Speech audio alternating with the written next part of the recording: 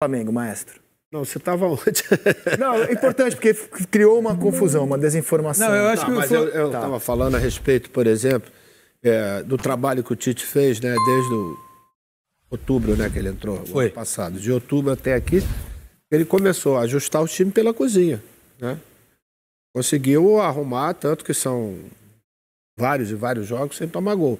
Quer dizer, o último gol que tomou foi contra o próprio Nova Iguaçu, mas estava jogando com um time alternativo.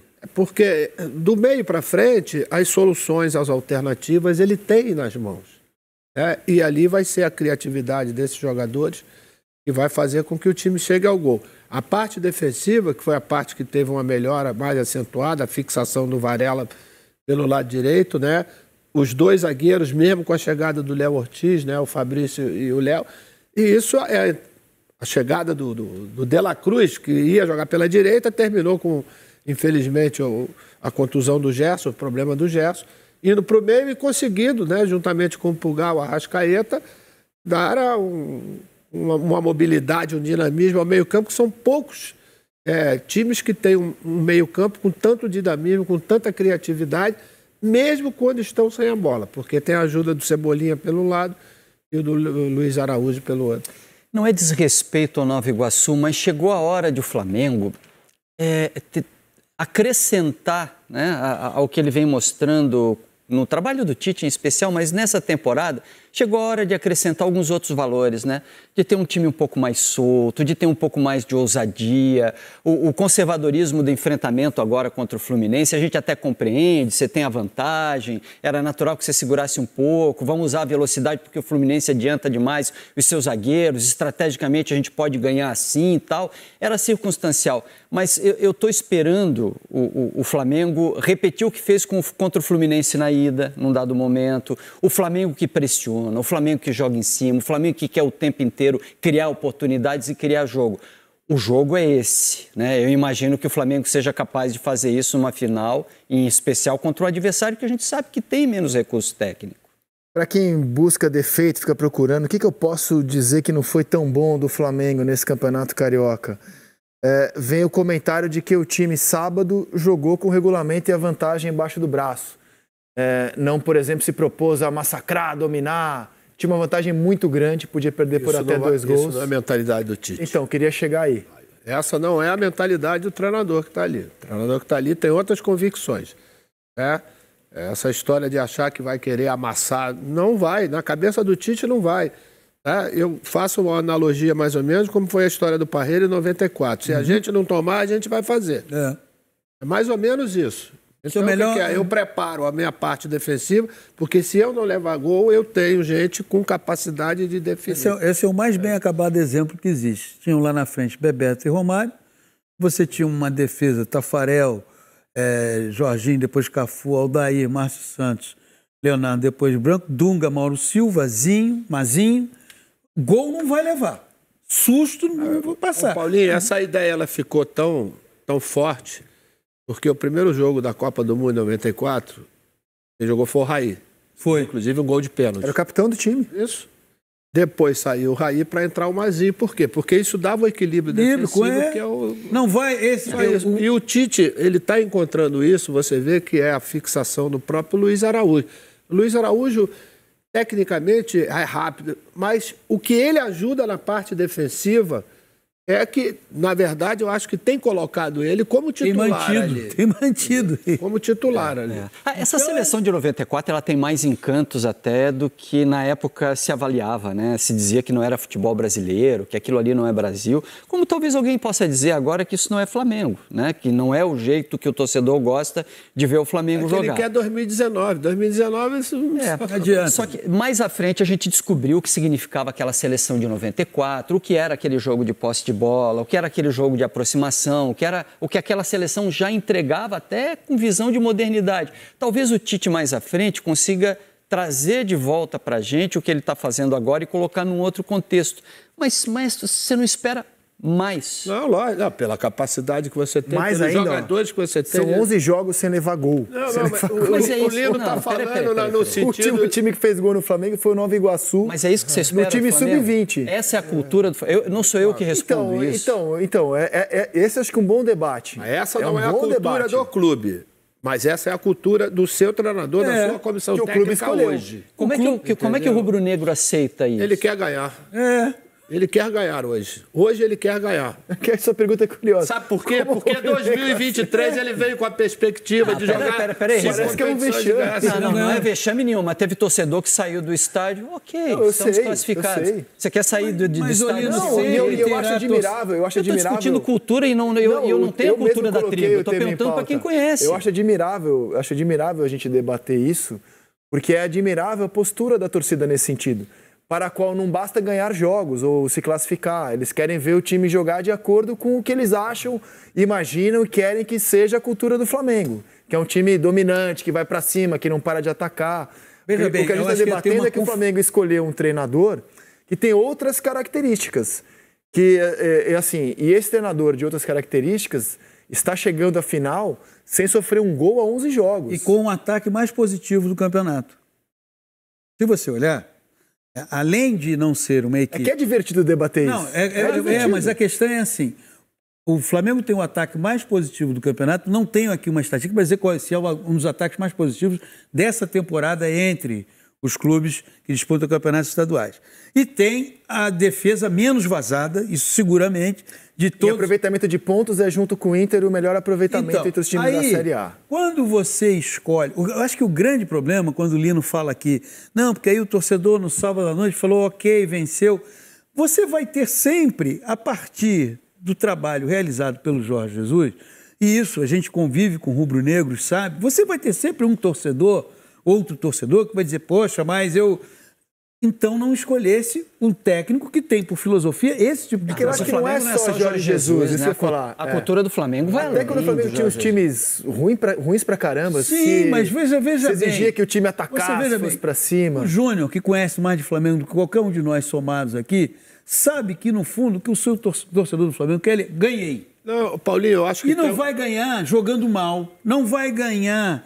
fazendo um jogo acovardado, vai ganhar praticando um jogo seguro. Isso vai ter, o tempo inteiro. Porque essa é a filosofia do seu treinador. Mas você não espera mais? Mas, veja bem, para a maneira como o Tite pensa futebol, eu acho que o trabalho dele está sendo muito bom. Sim, eu também acho. Então, eu acho que tem, por exemplo, essas reações do torcedor, muita coisa a ver com o ano passado. Porque o ano passado ele sofreu. O sofrimento que foi colocado aqui no início, né? Pro Vasco, aconteceu com o Flamengo, porque ele começou em janeiro. Sim. Né? Então ele está muito machucado por causa daquilo. Talvez por isso hoje ele não esteja cobrando o que o Lino está dizendo. Né? Que vai começar o jogo, marca lá em cima. Não vai fazer isso por enquanto. Eu esperava mais do time que foi campeão brasileiro em 2020. Foi campeão na última rodada, liderando só a última, que é a que mais importa, ou a única que importa. Daquele time eu esperava mais. Aquele time tinha condição de dominar o campeonato, só foi assumir a ponta na última rodada. Quer ver uma coisa que vai acontecer? Desse, sinceramente, para mim, a gente debateu semana passada, o Flamengo joga assim com sobras, no meu entendimento. Sabe uma coisa que vem... O melhor futebol entre todos os times da Série A esse ano até aqui no Brasil. Não é só pelo aproveitamento, que ele está em ter aproveitamento como o melhor da Série A. Mas, assim, em termos de qualidade de jogo mesmo, não vejo ninguém no Brasil, nesse momento, jogando na altura do Flamengo. Ano passado, inclusive, foi a partir da entrada do Tite, era a reta chegada do campeonato, o Flamengo surgiu até uma discussão de há quanto tempo o Flamengo não ficava em primeiro lugar na tabela de classificação do Campeonato Brasileiro. Sabemos todos que o Campeonato Brasileiro, diferentemente de Copa do Brasil... Desde a última rodada do Campeonato Brasileiro de 21. De 21. Então, sabemos todos que o Campeonato Brasileiro é completamente diferente de Libertadores e Copa do Brasil. O Campeonato Brasileiro é o quê? Regularidade. Campeonato de 20, perdão, que terminou em 21. Isso, de 21 é vencido pelo Galo. O Campeonato Brasileiro é o campeonato de regularidade. Amigo, se prepara, porque você vai ver um Flamengo que vai ou estar na primeira colocação ou na segunda colocação. Por quê? Porque o Flamengo vai ter uma temporada de regularidade de alto nível. É regular, não é regular no jogo, não, é da performance. O jogo da ida contra o Fluminense, o 2-0, foi um amasso, cara. Não foi? Mas vocês acham que sábado... O Fluminense não conseguia colocar a cabeça para fora d'água no jogo da ida. Vocês acham que sábado agora o Flamengo, por acaso, correu muitos riscos no jogo? Não. A obrigação estava toda com o Fluminense, Exato. Que é o campeão da América, não é um time qualquer, estava toda com o Fluminense. O campeão da América e da Recopa Sul-Americana. A grande decepção de sábado, para mim, não é nem o Fluminense, mas é o time do Fluminense. É o fato de você praticamente não ter torcida tricolor no estádio, você não ter nenhuma expectativa de que esse time campeão da América pudesse aprontar algo para cima do Flamengo. Não havia sequer expectativa. Mas isso tem muito mais a ver com o Fluminense do que com o Flamengo. Com o momento do Fluminense. Com o momento de que esse time pudesse aprontar. O Flamengo, inclusive, até fez um gol, um belíssimo gol, que foi anulado. Eu queria perguntar para vocês se concordam com a anulação desse gol, que foi muito debatido no fim. Há uma falta ignorada pelo campo. Na origem da jogada, você vê que é uma grande reclamação dos tricolores, na origem da jogada há uma falta ignorada e depois o VAR chama para o juiz rever a decisão. É o seguinte, o meu parâmetro agora é Botafogo e Bragantino, quarta-feira, Bragantino e Botafogo.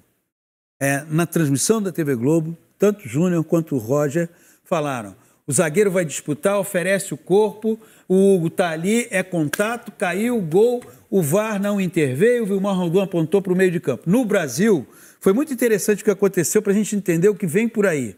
Porque nós vamos ter, quando começar o Campeonato Brasileiro, Copa do Brasil, isso que aconteceu sábado. Para mim, isso é um absurdo o que aconteceu sábado, a anulação do gol do Flamengo. Um absurdo. O árbitro no campo mandou o jogo seguir. O jogo segue, o Flamengo faz o gol. Aí o VAR vem e tem aquela velha incontinência verbal do VAR brasileiro. Olha o que aconteceu no jogo de quarta-feira, Bragantino e Botafogo. Estava na transmissão. O VAR interveio? Nada. Nem falou no ouvido do Vilmar Rondon. O Vilmar Rondon está ali olhando. Ó. Agora, no futebol brasileiro, é diferente. E aí, você sabe qual é o grande desafio dos clubes brasileiros que estão em Libertadores, Sul-Americana? Eles vão ter que preparar os jogadores para dizer o seguinte, aqui no Brasil, encostou, é falta... Você concorda com o PC? Para vocês, não foi falta? Eu não sei. Sabe por quê? Porque o Pulgar... Ele praticamente diz que o Luiz Araújo empurrou.